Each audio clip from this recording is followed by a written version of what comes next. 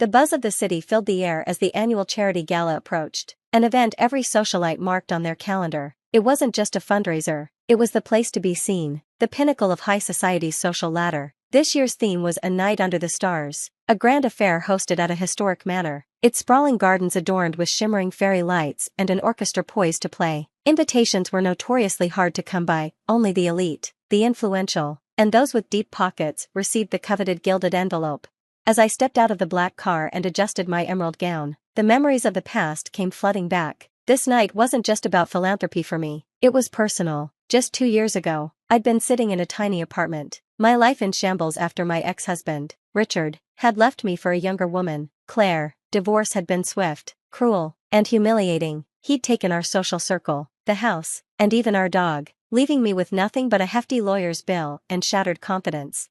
Rebuilding my life had been a quiet, grueling process. While Richard and Claire flaunted their romance on social media and climbed higher in society, I kept my head down, investing every waking moment into something meaningful, starting a nonprofit for underprivileged women. What began as a small idea had blossomed into a movement. Tonight was the culmination of that effort, though few people knew the truth behind it. Inside the grand hall, the event was already in full swing. The wealthy mingled, sipping champagne and laughing under the golden chandeliers. My heart pounded as I made my way to the garden, where the night's program would begin. Most of the guests had no idea I was the person behind the event. I had purposefully kept my identity quiet, preferring the cause to shine, but there was one person I knew would notice me, Richard. Sure enough, as I reached the edge of the garden, I heard his unmistakable laugh. He was standing near the fountain, a glass of wine in hand, with Claire clinging to his arm. She was dressed to the nines, her sparkling gown a little too tight, her smile a little too practiced. I hesitated, my confidence wavering for a moment. Did I really want to face them tonight? What if they made a scene? The decision was made for me. Richard caught sight of me and froze mid-laugh. His expression quickly shifted from confusion to incredulity. Well, he said, his voice dripping with mockery. Didn't expect to see you here, Emily. Claire turned, her gaze sweeping over me like a scanner. She must be on staff, she said lightly, her words laced with venom. Are you serving tonight? A wave of humiliation surged through me, but I forced myself to keep my composure. Actually, I said with a small smile, I'm here as a guest, but it's nice to see you two again. Richard's smirk didn't waver. You always did love to dream big, he said, sipping his wine, but don't get your hopes up too much. This is a tough crowd, not everyone belongs here. His words stung, but I refused to let it show. I knew what they didn't, that I was the reason this gala existed. I'd spent months planning, coordinating, and securing funding. Everything about tonight was a reflection of my hard work, but now wasn't the time to reveal that. Let them enjoy their delusions for a little longer. As the evening progressed, I moved through the crowd, quietly observing. My nonprofit had attracted some high-profile donors, and the event was a resounding success. Yet, I couldn't shake the sting of Richard and Claire's words. Their presence felt like a dark cloud over an otherwise perfect night. Then came the announcement for the keynote speaker. My heart raced as the host took the stage. Ladies and gentlemen, tonight's gala would not have been possible without the vision and dedication of one remarkable individual. Please join me in welcoming Emily Carter, founder of Empower Women Initiative. The crowd erupted into applause as I made my way to the stage, but it wasn't the applause I noticed, it was the stunned faces of Richard and Claire, their expressions frozen in shock as I walked past them. The applause rang in my ears as I stepped onto the stage, my heart pounding. Beneath the warm light of the chandeliers, the room seemed smaller now, more intimate, every pair of eyes fixed on me. I scanned the crowd briefly, locking onto Richard and Claire's dumbfounded expressions for the briefest second before shifting my gaze to the audience as a whole.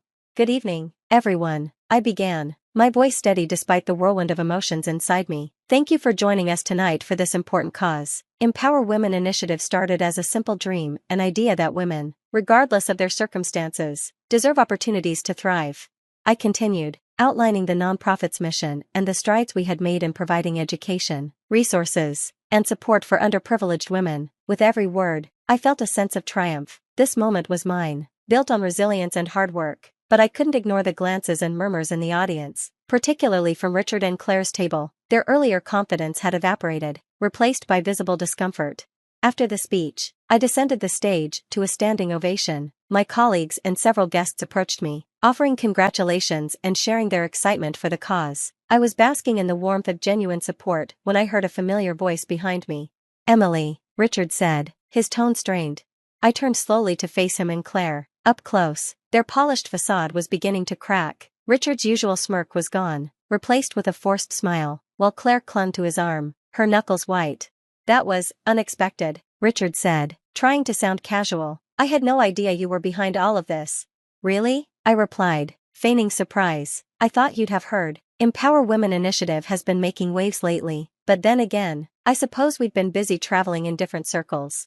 Claire stepped forward, her smile as sharp as a blade. "It's quite the coincidence, isn't it? You showing up here, of all places, almost like you planned it." I raised an eyebrow. "Planned it, Claire? I've been working on this event for months, but don't worry, it's open to everyone, even those who don't quite understand the cause."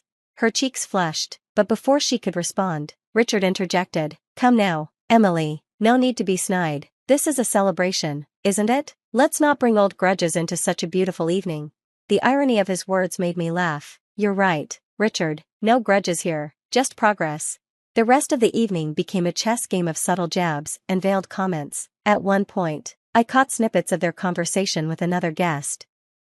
"Emily's little project seems to have gained traction," Claire said, her voice just loud enough for me to overhear. "It's impressive, considering where she started, though I suppose even a broken clock is right twice a day." I clenched my fists, willing myself not to react. Confronting them now would only detract from the night's success. Instead, I focused on the connections I was making, engaging with donors and partners who believed in the initiative's mission.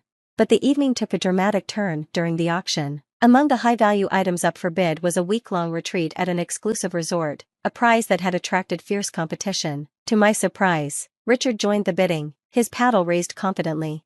"Going once, going twice, $50,000, I said, raising my own paddle. The room fell silent. Richard turned, his face a mixture of shock and indignation. "Emily, are you serious?" "Why wouldn't I be?" I replied, my voice calm. "It's for a good cause, after all." The auctioneer, sensing the tension, continued, 50,000, do I hear 55? Richard hesitated, his pride battling his wallet. Finally, he shook his head, and the auctioneer declared me the winner. The crowd applauded, but the look Richard shot me was anything but congratulatory. As I signed the paperwork, he approached me, his voice low and angry. "What are you trying to prove?" "Prove?" I said, meeting his gaze evenly. "Nothing, Richard, I'm simply supporting the cause. Isn't that why we're here?" Claire joined him, her eyes narrowed. "You've changed, Emily." I smiled. "Yes, I have, and judging by your reaction, I'd say it's for the better." By the end of the night, Richard and Claire were visibly flustered. I, on the other hand, felt invigorated, but as I left the gala, I couldn't shake the feeling that this was only the beginning. Richard's ego wouldn't let him walk away quietly, and Claire's animosity was a storm waiting to brew. I knew I had won the evening, but the real battle was yet to come. The gala had marked a turning point, a public triumph that exposed cracks in Richard and Claire's carefully curated personas, but I knew better than to let my guard down. Their anger wasn't just bruised egos, it was a storm gathering strength, ready to strike when I least expected it. A week later, I was in my office, reviewing our latest outreach numbers. Empower Women initiative was thriving, donations from the gala had surpassed expectations, and new partnerships were blossoming. Yet, amidst the good news, there was a lingering unease. "Emily, my assistant, Jenna, said as she entered the room, holding a newspaper, have you seen this?" I glanced at the headline, my stomach dropping. Philanthropist or opportunist? Allegations surface against Empower Women initiative founder. The article was filled with insinuations, questioning the organization's legitimacy and my personal intentions. Words like self-serving, mismanagement, and misleading donors leapt off the page. The accusations were baseless, but the damage was done. My reputation was now under scrutiny. Jenna's voice was tight with anger. "This is ridiculous. Who would plant something like this?" I didn't need to guess, Richard. Later that evening, I received a call from one of our biggest donors. "Emily, I'm deeply concerned," Mrs. Whitaker said, her voice strained. "I've been hearing troubling things about the initiative. Are these claims true?" "Mrs. Whitaker, I assure you, every dollar is accounted for, and our mission is as genuine as ever," I replied, keeping my voice calm despite the knot in my stomach. "These rumors are unfounded, likely from someone with personal motives to harm my reputation." She hesitated. "I want to believe you, but until this clears up, I'll have to put my support on hold." The call ended, leaving me reeling. Losing donors was exactly what Richard and Claire wanted. Determined to fight back, I began digging for evidence. With Jenna's help, I tracked the source of the article to a shady PR firm. A little more digging revealed their biggest client, a corporation where Richard held a significant stake. It's him, I said, slamming the folder on my desk. He's behind this smear campaign. What do we do? Jenna asked. We go public, I said firmly, but not until I have something bigger. If Richard wants a fight, I'll give him one. The next move came sooner than expected. Days later, Claire showed up unannounced at one of our community centers. She was dressed impeccably, her smile as fake as her apologies. Emily, she said, her voice syrupy sweet. I thought I'd drop by to see the amazing work you're doing. I crossed my arms. Why are you really here, Claire? She feigned innocence. I'm hurt. Can't a sister-in-law support your cause? We both know you don't care about this initiative. Say what you came to say. Her mask slipped for a moment, her eyes flashing with anger. Fine, Richard warned you to stay in your lane, but you didn't listen. Now you're going to lose everything. I stepped closer, my voice low and steady. Tell Richard this, the more he tries to tear me down, the stronger I'll fight back, and when this is over, he won't just lose, he'll regret ever underestimating me. Claire's smile returned, but it didn't reach her eyes. Good luck, Emily, you'll need it. That evening, I decided to take a calculated risk. I reached out to an investigative journalist I trusted, sharing the evidence we had on the smear campaign and Richard's connection to it. This is risky, Jenna said as I hung up the phone. It's necessary, I replied. Richard wants a war? Let's give him one. The journalist worked quickly, and within days, a new article hit the headlines. Business tycoon's campaign to smear philanthropist exposed, the truth behind the scandal. The piece laid out Richard's ties to the PR firm, the baseless nature of the accusations, and his history of using underhanded tactics to crush perceived threats. It ended with a glowing endorsement of Empower Women initiative, reaffirming our integrity.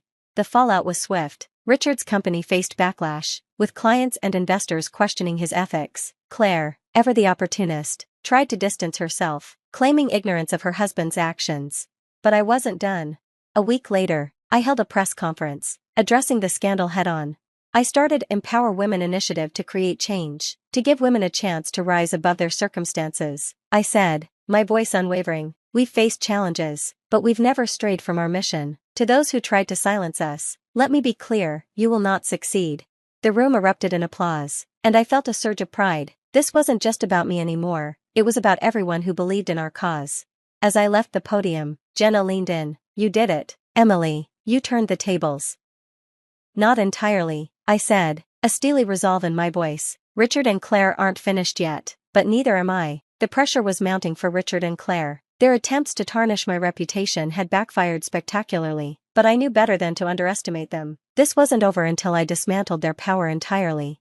One evening, while reviewing our latest funding proposals, Jenna burst into my office, phone in hand. You need to see this, she said, her voice trembling with a mix of excitement and disbelief.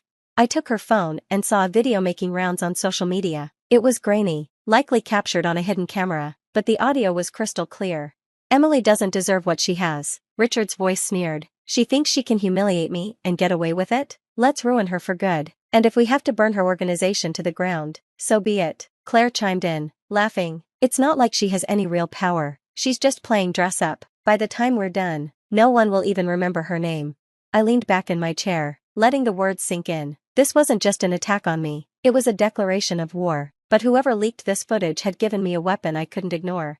Jenna, I said, my voice steady, this changes everything. The video went viral overnight, igniting outrage from the public. Media outlets dissected every word, and social media erupted with hashtags like #StandWithEmily and #ExposeTheRichards. Richard and Claire scrambled to do damage control, issuing a half-hearted apology, but the public wasn't buying it. Their company's stock plummeted, and high-profile clients began severing ties. I watched the chaos unfold with a sense of grim satisfaction, but there was still one more move to make. A week later, Richard summoned me to a private meeting. It was a bold move, but I suspected desperation drove him. I agreed to meet him at a luxury hotel, knowing this was my chance to end things on my terms. The conference room was opulent, but the tension was palpable. Richard was already seated, his expression a mask of forced composure. Claire sat beside him, looking equally uneasy. You've made quite a mess, Emily, Richard said, his voice laced with venom. No, Richard, I replied, taking a seat across from him. You did that all by yourself. He leaned forward, his tone sharp. This can end right now. Drop the public spectacle, and we'll compensate you generously.